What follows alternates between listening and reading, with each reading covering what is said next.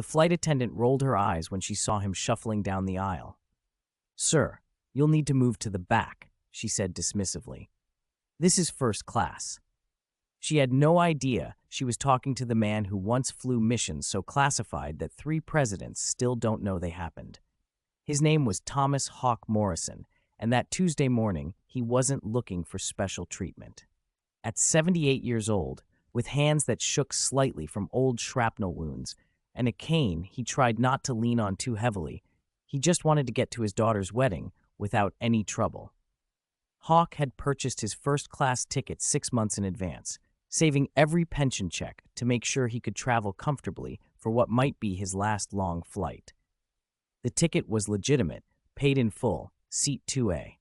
But when young flight attendant Jessica Chen saw an elderly man in a worn jacket and faded jeans, she made an assumption that would soon make her question everything she thought she knew about judging people.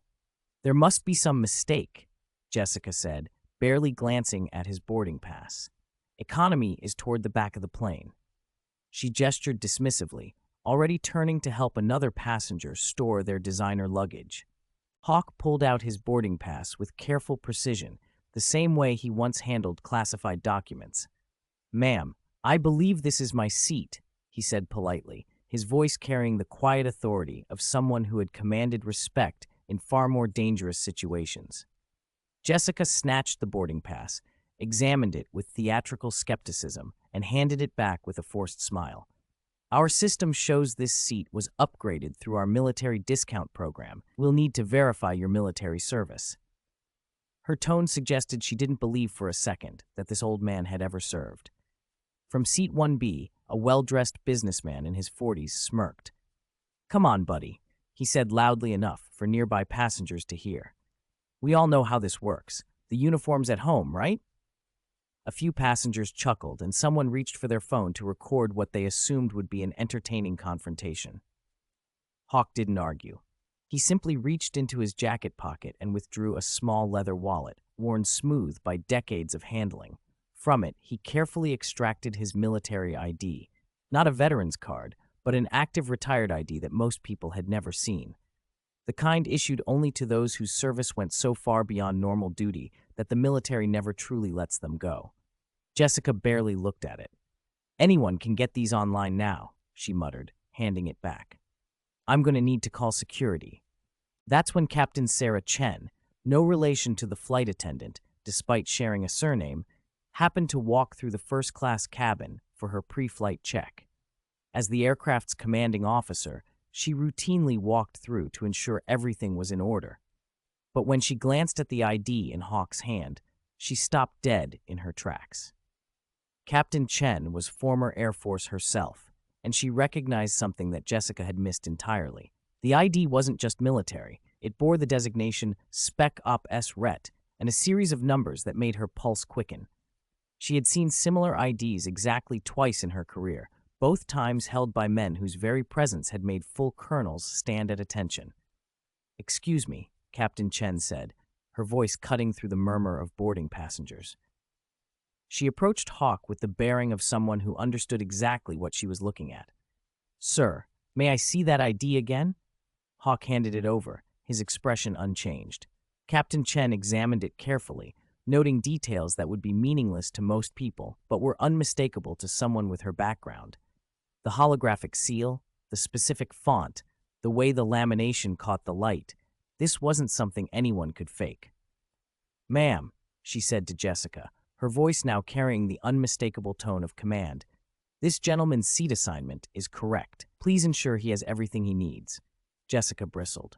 "But Captain, our policy clearly states—" "Your policy," Captain Chen interrupted, never taking her eyes off Hawk, "doesn't account for passengers whose service record requires a security clearance just to read." She handed the ID back to Hawk with something approaching reverence. "Sir, on behalf of the entire crew, thank you for your service." The businessman in 1B had gone quiet, sensing the shift in the cabin's atmosphere. Other passengers were starting to pay attention, phones discreetly lowered as the entertainment they'd expected took an unexpected turn. But Hawk wasn't done being underestimated that day. As he settled into his seat, A young man in a military dress uniform approached from the back of the plane.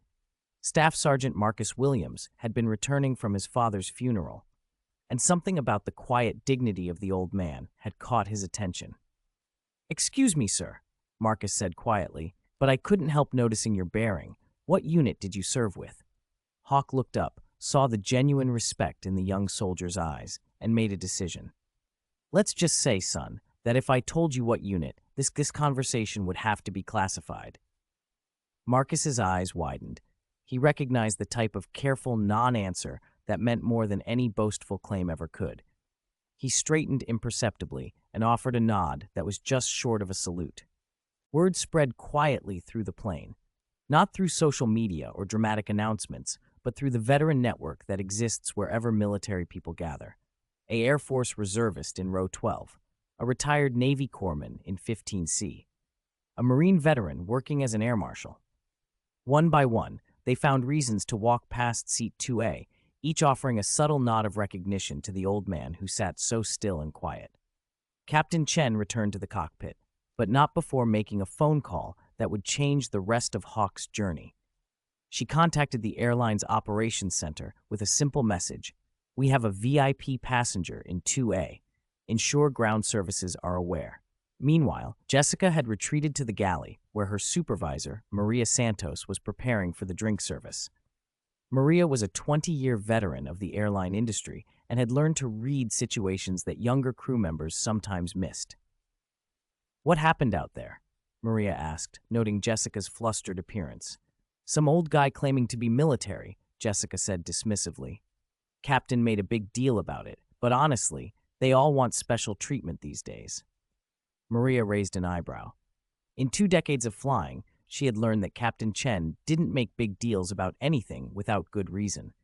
She decided to see for herself.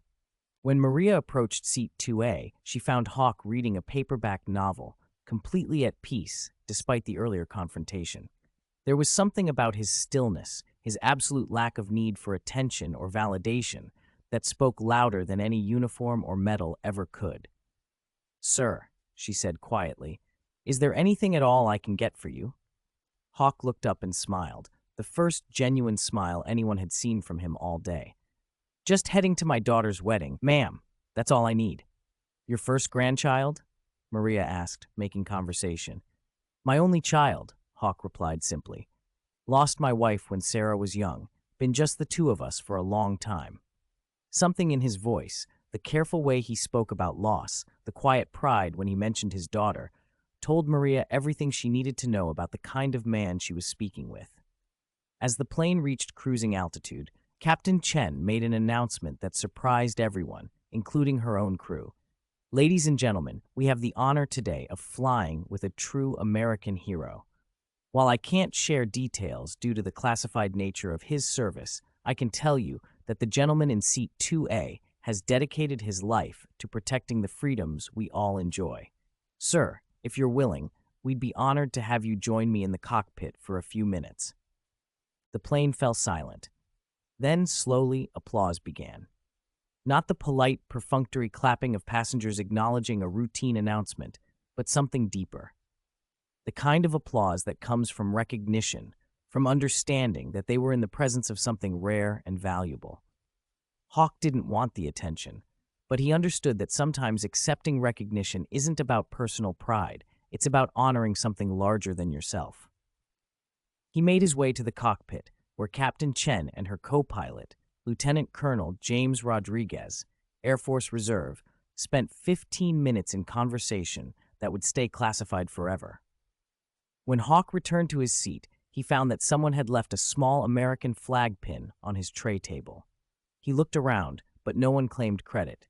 He pinned it to his jacket lapel and wore it for the rest of the flight. As they began their descent, Jessica appeared at his seat one final time. "Sir," she said, her voice much quieter than before, "I owe you an apology. I made assumptions I shouldn't have made." Hawk looked up at her with kind eyes. "Young lady, you were doing your job. The mistake wasn't in checking credentials. It was in deciding they weren't real before you looked at them properly." Jessica nodded, understanding the lesson. How do I do better next time?" Remember that honor doesn't always announce itself, Hawk said simply. Sometimes it just buys a plane ticket and tries to get home quietly. When they landed, ground services had arranged something unprecedented. As passengers deplaned, Hawk was escorted not by security, but by an honor guard. Airport employees who were veterans themselves formed up in the jet bridge to render honors as he passed. At baggage claim, a young woman in a wedding dress, his daughter Sarah, was waiting with tears in her eyes. Not because of the honor guard or the recognition, but because her father had made it to her wedding despite his declining health and his pride that usually kept him from asking for help. "Dad," she said, hugging him carefully, "I heard what happened on the plane. Are you okay?" Hawk smiled and adjusted the small flag pin on his lapel. "Sweetheart, I'm exactly where I need to be." The businessman from seat 1B approached them hesitantly. "Sir," he said, "I owe you an apology. I made assumptions." "We all make assumptions," Hawk interrupted gently. "The measure of a person isn't whether they make mistakes, but what they do after they realize they've made them." The man nodded, shook Hawk's hand with genuine respect, and walked away quietly. Later that evening, at the wedding reception, Sarah asked her father to dance. As they moved slowly across the floor, she whispered, "Dad, you never talk about what you did in the service. After today, I'm starting to understand why people treat you differently when they figure it out." Hawk was quiet for a long moment. "Some stories can't be told, sweetheart. Some things we do in service to our country have to stay in the shadows. But that doesn't make them less important. It makes them more important." "Are you proud of what you did?" Hawk considered the question carefully. "I'm proud that I was able to serve. I'm proud that the sacrifices we made, that many people made, allowed you to grow up free and safe. And I'm proud that tomorrow you'll take your husband's name and start a family in a country worth defending." The song ended, and as they walked back to their table, Hawk noticed something. Throughout the evening, whenever veterans in attendance, and there were several, caught his eye, they offered the same subtle nod of recognition he'd received on the plane. Not salutes, not ceremony, just acknowledgement between people who understood that some service goes beyond what can be publicly recognized. Jessica, the flight attendant, never forgot the lesson from that day.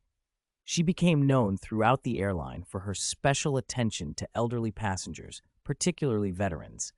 She never knew if she was serving another quiet hero, but she learned to assume that dignity and honor might be traveling in economy just as easily as first class. Captain Chen kept the memory of her conversation with Hawk in her personal files of experiences that made her proud to wear the uniform. She never spoke publicly about what they discussed in the cockpit, but she carried herself with a deeper appreciation for the generations of service members who had paved the way for her own career.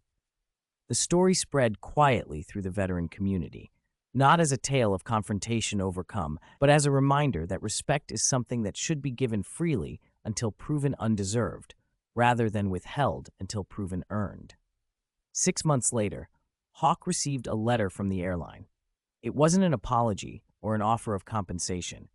It was a simple note informing him that the company had instituted new training for all customer service staff on recognizing and honoring military service. The program was called Operation Recognition, and it emphasized that honor often travels quietly. Hawk smiled when he read the letter, then filed it away with his other correspondence. He had never sought recognition for what happened on the plane, just as he had never sought recognition for what he did in service to his country. But he was glad that some good had come from the experience. On quiet evenings, when his daughter visited with her new husband, they sometimes talked about that day. Not about the honor or the recognition, but about the importance of treating all people with dignity until given a reason to do otherwise. "The world would be a better place," Hawk often said, "if we all assumed the best about each other until proven wrong, rather than assuming the worst until proven right." His son-in-law, a civilian who had never served, asked him once what advice he would give to young people about service and honor. Hawk thought for a long moment before answering. "Honor isn't something you wear on your sleeve or pin to your chest. It's something you carry in your heart and show through your actions. True service doesn't demand recognition.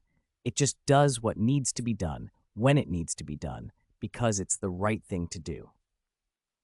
And on a small table in his living room, next to a picture of his wedding day and another of his daughter's graduation, Hawk kept the small American flag pin from the airplane. Not as a trophy or a reminder of recognition received, but as a symbol of service given freely, honor earned quietly, and respect that flows both ways between those who understand what it means to serve something greater than themselves. The story lives on, not in headlines or social media posts, but in the way people treat each other when they remember that dignity and honor can be found in the most unexpected places, carried by the most unassuming people, and deserves to be recognized not with fanfare, but with simple, genuine respect. Thomas Hawk Morrison never set out to teach anyone a lesson that day. He just wanted to get to his daughter's wedding. But in doing so, he reminded everyone who witnessed those moments that true honor doesn't demand recognition. It simply exists, quietly and confidently, waiting for the moment when the world is wise enough to notice.